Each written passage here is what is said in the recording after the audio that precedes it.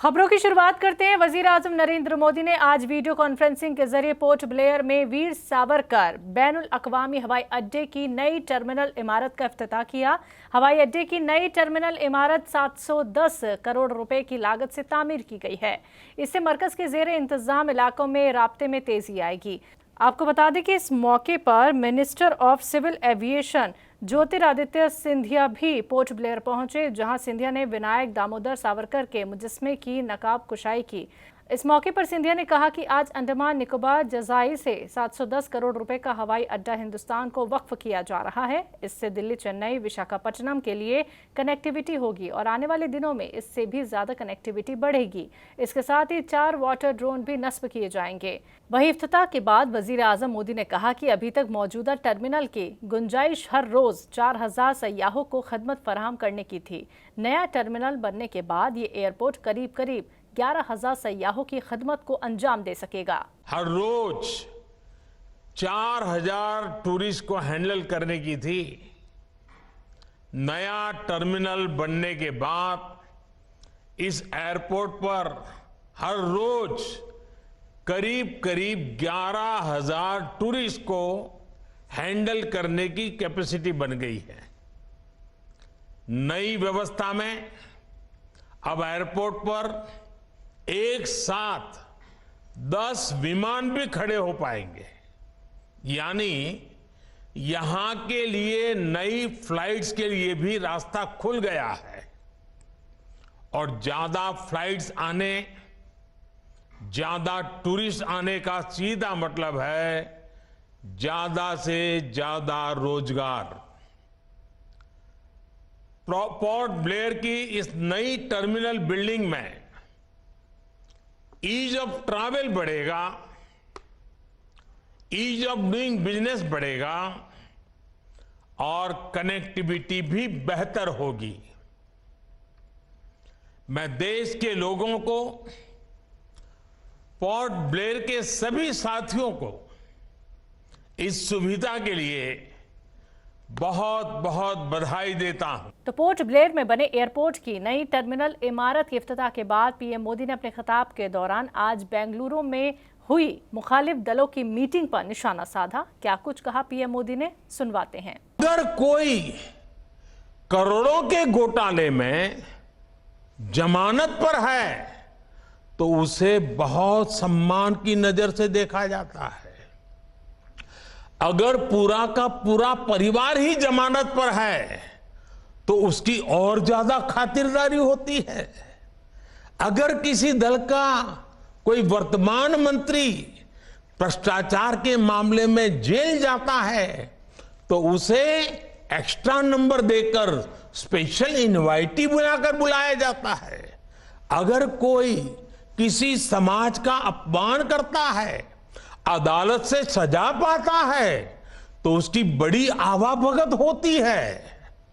अगर कोई अदालत से करोड़ों के घोटाले में दोषी पाया गया है तो इस बैठक में शामिल होने की उसकी क्वालिफिकेशन और बढ़ जाती है। बल्कि ये लोग तो उससे मार्गदर्शन मांगते हैं। भ्रष्टाचार को लेकर इनमें बड़ी आत्मीयता है, बड़ा प्रेम है। इसलिए 20 लाख करोड़ रुपए के भ्रष्टाचार की गारंटी देने वाले ये लोग बड़े प्रेम से, बड़ी आत्मीयता से आपस में मिल रहे हैं। साथियों, भ्रष्टाचार की इस दुकान में जुटे हुए ये सभी परिवारवाद के कट्टर समर्थक हैं। न खाता न वही, जो परिवार कहे वही सही। लोकतंत्र के लिए कहा जाता है of the people, by the people, for the people. लेकिन इन परिवारवादियों का मंत्र है of the family, by the family, for the family. Family first, nation nothing. Kerala के साबिक वजीर आला ओमान चांडी का आज सुबह बेंगलुरु में इंतकाल हो गया। ओमान चांडी 69 बरस के थे और काफी अरसे से बीमार थे। उनका बेंगलुरु में इलाज चल रहा था। ओमान चांडी के बेटे ने सोशल मीडिया प्लेटफॉर्म फेसबुक के जरिए ओमान चांडी के इंतकाल की इत्तला दी। ओमान चांडी के इंतकाल पर बेंगलुरु में मुखालिफ दलों की मीटिंग से कबल सोनिया गांधी, राहुल गांधी, मल्लिकार्जुन खड़गे समेत दीगर कांग्रेसी नेता उनकी आखिरी ताज़ियत और अहले खाना से मिलने पहुंचे और ओमान चांडी को फूलों के साथ खिराज अकीदत पेश की। इस मौके पर मीडिया से बात करते हुए कांग्रेस के कौमी सदर मल्लिकार्जुन खड़गे और कांग्रेस नेता राहुल गांधी ने अपने अपने जज्बातों का इजहार किया। It is great loss to our country and particularly to the state of Kerala. A great leader, and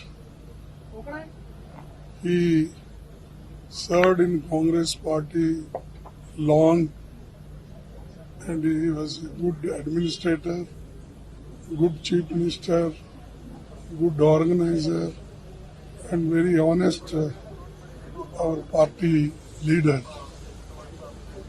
Today we lost him. I am very sad, and in condolences I can say there's such a great loss to our party. And also the bereaved family is also, God should give strength to them to bear this loss, and I hope they will come from this grief, and we all hope that better days for their family, and I wish all the best. Once again, I deep condolences to this our great leader. The spirit of Kerala and the spirit of India. He was a true leader of the people of Kerala, and we will all miss him. We loved him very much, and we will remember him fondly. My condolences to his family and everybody who loved and cared for him. Bengaluru में मुखालिफ दलों की दूसरी अहम meeting आज इनेकाद हुआ, जिसमें BJP मुखालिफ दलों के तमाम बड़े नेताओं ने शिरकत की।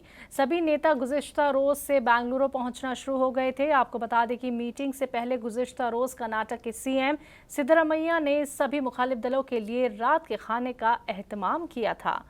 कांग्रेस की बुलाई इस मीटिंग में 26 दलों के नेताओं ने शिरकत की। आज सुबह 11 बजे से मीटिंग का आगाज हुआ। मीटिंग में 2024 के लोकसभा इंतखाबात में बीजेपी को हराने के लिए हिकमत अमली बनाई गई, जिसके तहत 6 एजेंडों पर बातचीत की गई। इस मीटिंग में मुखालिफ दलों के नेताओं ने इस अजीम इत्तेहाद का नाम इंडिया रखा है।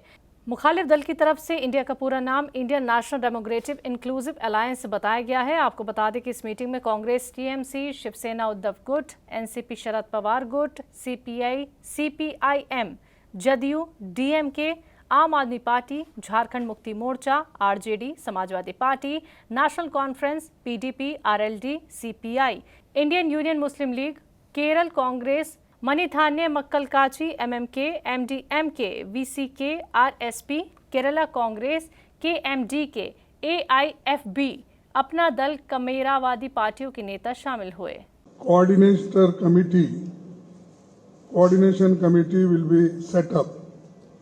That we will decide shortly, and we are going to meet again in Maharashtra, Mumbai.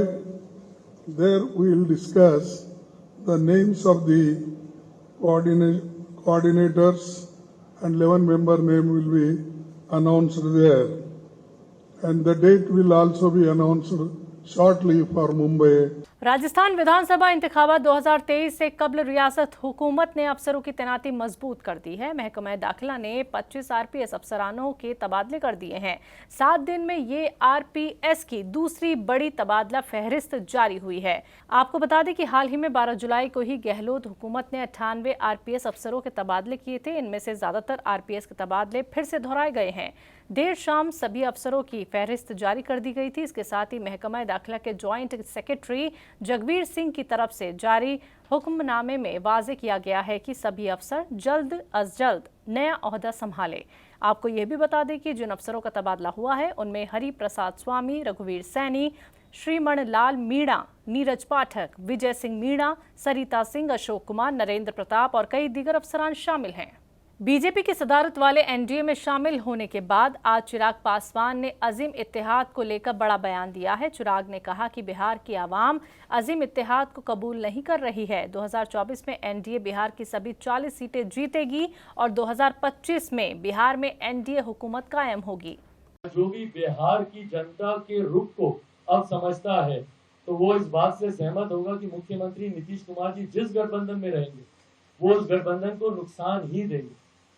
उनके प्रति जो आक्रोश है 2020 में भी हम लोगों ने देखा, इसीलिए उनकी पार्टी तीसरे नंबर की पार्टी बनी, आधे से ज्यादा प्रत्याशी उनके चुनाव हारे। तो जनता का आक्रोश है उनके प्रति और विश्वसनीयता पे एक बहुत बड़ा प्रश्न चिन्ह मौजूदा सरकार के ऊपर है। जिन्होंने नो एंट्री कहा उन्होंने ही उनकी एंट्री दिक्कत दिलाई, जिन्होंने कस्में खाई कि हम इनके साथ नहीं जाएंगे उनके साथ दोनों वापस आए।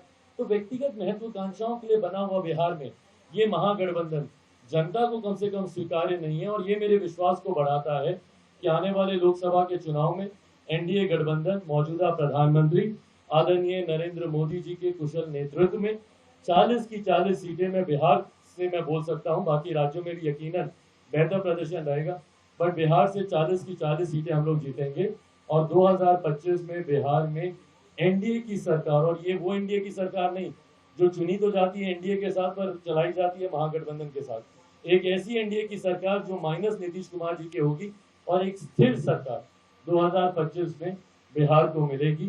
इसी के साथ ये औपचारिक घोषणा कि लोक जनशक्ति पार्टी रामविलास अब एनडीए का मजबूत हिस्सा है, ये आज आप लोग के समक्ष मैं करता हूँ। हिंदुस्तानी रेसलिंग फेडरेशन के सरबराह और बीजेपी सांसद ब्रजभूषण शरण सिंह और विनोद तोमर की बाकायदा जमानत पर सुनवाई 20 जुलाई को होगी। तो सुनवाई की अगली तारीख तक राउज एवेन्यू कोर्ट ने उन्हें उबूरी जमानत दे दी है। इससे कबल दिल्ली पुलिस ने इस मामले की चार्जशीट अदालत में पेश की थी, जिसमें पुलिस ने ब्रजभूषण शरण सिंह को अब तक गिरफ्तार न करने की वजह भी बताई थी। आपको बता दें कि दिल्ली पुलिस ने ब्रजभूषण शरण सिंह के खिलाफ 1599 सफहात की चार्जशीट दाखिल की है। चार्जशीट ब्रजभूषण शरण सिंह और WFI सेक्रेटरी विनोद तोमर के खिलाफ दायर की गई है। आरोप खत में कुल 44 गवाह शामिल हैं, वहीं इसमें कुल 108 लोगों के बयानात कलमबंद किए गए हैं। ब्रजभूषण शरण सिंह के खिलाफ दर्ज की गई शिकायतों में नामुनासिब छूना, किसी बहाने से सीने पर हाथ रखने की कोशिश या हाथ रखना और पीछा करना शामिल है।